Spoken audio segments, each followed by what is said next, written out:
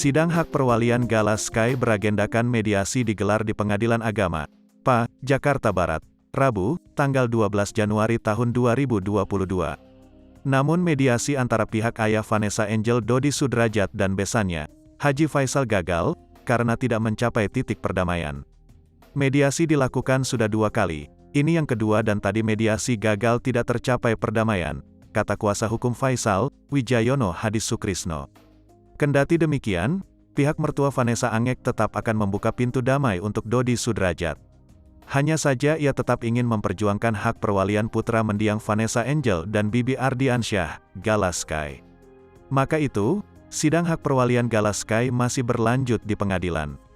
Namun dari kuasa mereka dan kita tetap membuka perdamaian di luar pengadilan. Proses tetap berjalan, mediasi intinya seperti itu, ucap Wijayono. Kalau mediasi secara resmi sudah gagal dan kita akan melakukan kesepakatan perdamaian di luar sidang dan sidang tetap berjalan, lanjutnya. Selanjutnya, sidang hak perwalian Gala Sky akan kembali digelar pada tanggal 9 Februari tahun 2022. Namun kedua belah pihak tidak wajib hadir karena sidang dilaksanakan secara e-court. Telah ditetapkan majelis hakim bahwa persidangan untuk jawaban replik duplik akan dilaksanakan secara elitigasi atau e-court, jadi para pihak tidak perlu hadir, tutur Wijayono.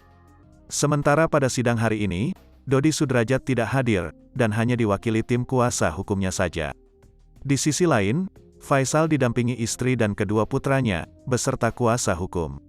Diberitakan sebelumnya, Faisal mengajukan permohonan hak wali ke Pengadilan Agama Jakarta Barat, akhir November tahun 2021 dan hendak disahkan, akan tetapi Dodi Sudrajat menolaknya.